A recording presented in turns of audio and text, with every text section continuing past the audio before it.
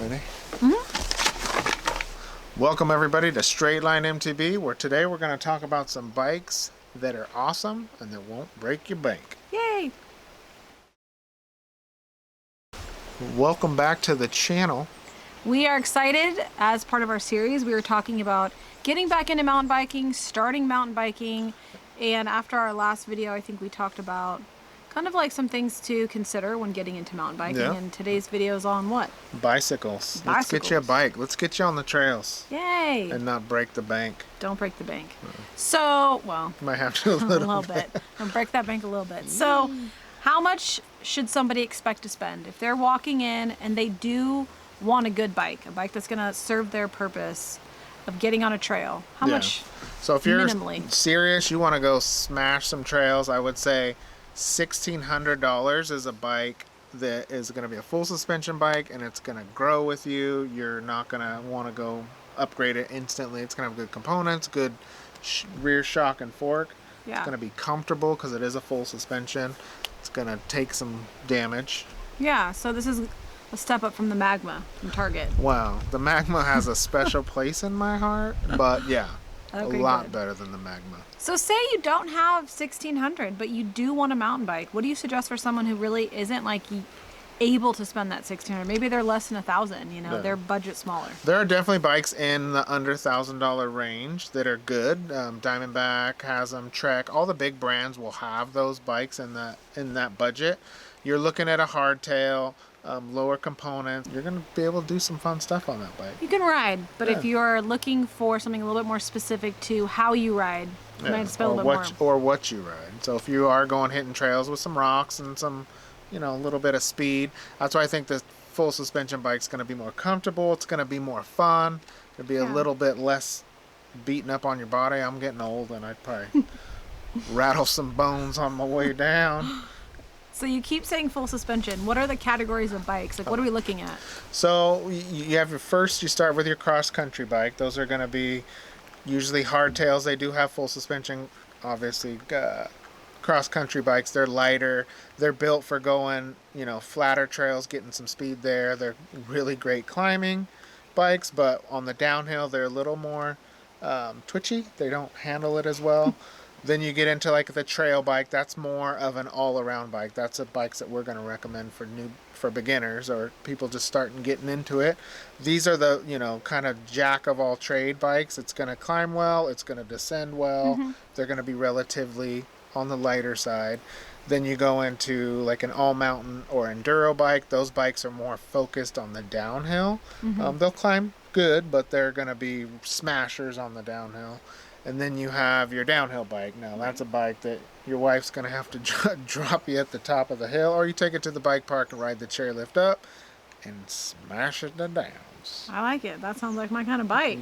No climb. I like the no climbing. So today we talked a little bit about how you can spend about 1,600, and you said a full suspension. Yeah. So we created a list, or I shouldn't say we, I shouldn't even take credit for this, because honestly my list would have had the Magma on it, because I didn't realize a budget bike was so expensive. So with mountain biking being such a high cost, Jacob here convinced me that even though you have to spend a good chunk up front, it's really a very inexpensive sport if you want it to be, because I know for you it's not. Well, let's be real. Gotta keep but up. I think for most people, they can keep it pretty inexpensive, get the few little components they need, a pack or some gloves, maybe a helmet, and it's not that expensive. Yeah, it's an initial large investment, but once you have your helmet, your pack, your bike, from there it's really just riding. You're spending gas money to get you there and maybe a parking pass to park. You just need motivation to get you out on a trail, and then you're good to go. Good to go. You can ride for years on a couple bucks. That's awesome. I like it.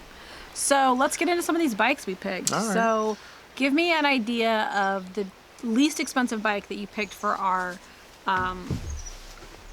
categories. All right, so the $1,600 range, I'm recommending the Marin brand. They make the Hawk Hill, which is a 27.5-inch wheel bike, and then the sister bike to that, the Rift Zone, which is a 29er. They both have air fork, air shock.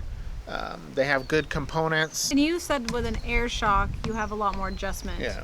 So So that's going to be like if you are upgrading, like you said, out of that $1,000 range, that's kind of the perk, is it's a little more customizable to your size or your weight. So not only is it a better fork and shock, you're getting better components, better brakes, better wheels, better tires. This is a bike that you can get at the it's a $1,600 MSRP. You're really getting on the trail. You don't need to change anything unless you have a preference. Maybe the saddle might hurt your butt a little bit. Spend a few extra bucks to get that. Those are great options. The Marin makes really great bikes, and the Hawk Hill and the Rift Zone have gotten really great reviews. That's awesome. Now, the difference between 27.5 and 29, would you say that's preference driven? Like you ride it and you're like, this is what I choose? Or does one serve a different purpose over the other? Great question, and I'm glad you asked thank it. you. Thank you. Some of it does have to do with preference. 27.5 being smaller is a bike that's going to be more nimble. You can kind of throw around. But the 29er is going to roll over obstacles a little bit better. And whatever, I've been a convert to 29ers. It seems like I'm faster on the 29er. For smaller riders, like your height, you're about 5'4"-ish. 27.5 might be better because you're not sitting as high. So, and then it also can be preference. Okay, that makes more sense. And so another bike in the $1,600 category is going to be an online brand. It's Canyon. It's the Neuron AL 6.0. That's another great option. It has similar front and rear shock to the Hawk Hill and the Rift Zone, but it does have an upgraded drivetrain with the 12-speed NX Eagle. So that's also another great option, but you lose bike shop support because it is an online brand. Right. So I think that's where that the price difference comes in. So you'll have to decide whether What's you'd like priority. that. And you could obviously take it into the bike shop and get it taken care of, but it's when you buy a bike or it's a perk something from somebody, it's a perk to be like, hey, I bought this bike from you, and throw it through the window and say, fix it for me. But I do like the idea of having the option of getting something online, because some of us are, not going to go into, like, I wouldn't go into a bike shop. Not that I wouldn't shop there. No, I get it. But I'm saying, like, I probably Seems wouldn't daunting. I don't think I would do that as much as, like, emailing somebody. Like, I like that option. That's it's true. Like, hey, But the bonus is a bike shop is you create relationships. Great resource, and that way, and a lot of times when you buy a bike from a bike shop, they'll give you a couple free maintenances with your new bike. So that's a really good perk as well. Yeah. So once we've bumped out of like the $1,600 range, what's your next kind of set of bikes that you picked? So there's a couple. I would say that Whitey just came out with a Jeffsy base. It's $2,300. You like that, Jeffsy? Jeffsy. That just sounds weird. Jeffsy. So that's a $2,300 bike. It comes with the SX Eagle drivetrain. It's 12-speed. It's the lower end of the 12-speed from SRAM. It comes with DT Swiss wheels, which is awesome, and Maxxis tires and guide brakes. So that's a bike at $2,300. It's a really exceptional value, I think.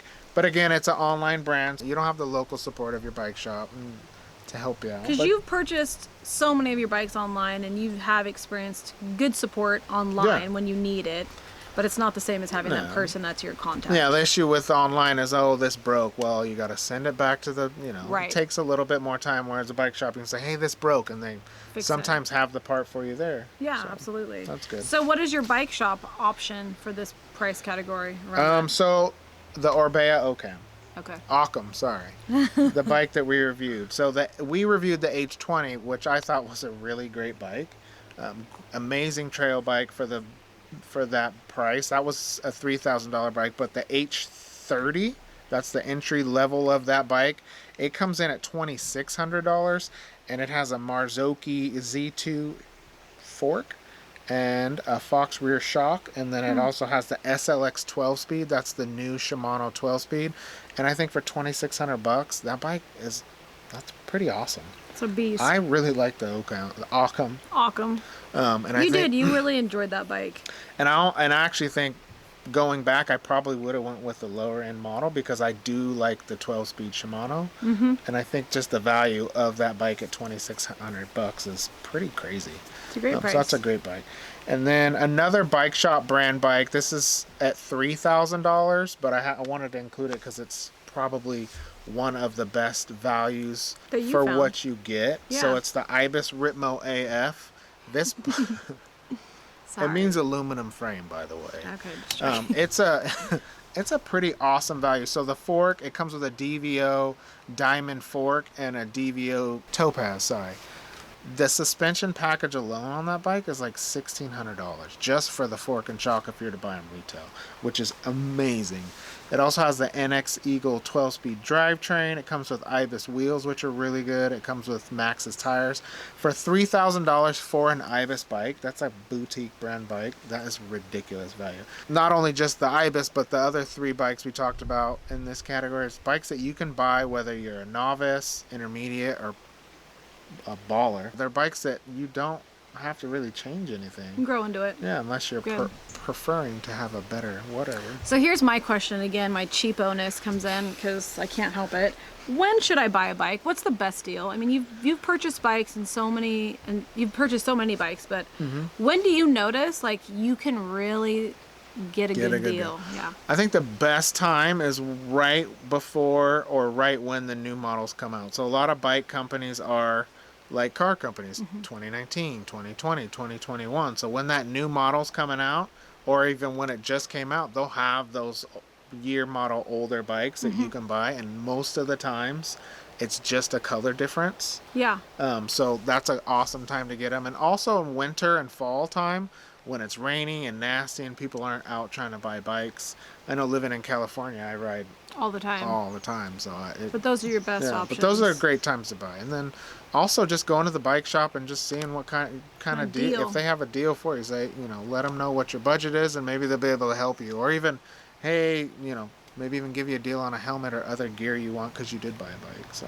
And then as far as like used bikes, would you say that a novice mountain biker, someone who's just getting into it, should they even really consider getting a used bike? I mean, what's your opinion on that? I think buying a used bike is a great option because, you're saving 20 to 50% sometimes on a bike that might only just be a year old. What I do recommend is that if you're able to bring a friend with you that is familiar with bike stuff and look at it, to kind of point out things, what to look at, or just do some research, what to look for. Look for cracks in the frame. I don't know, ride the bike, see how it shifts, look at the components, make sure they're not worn bad. But I think it's a great option. You can go on pinkbike.com, has a great section for buy sell. I've sold quite a few bikes there, and I've bought quite a few bikes there. Craigslist is another great option. Bike shops have demos, like they'll pay, you pay $100 to try a bike out, and at the end of the year they'll sell them for a pretty good discount.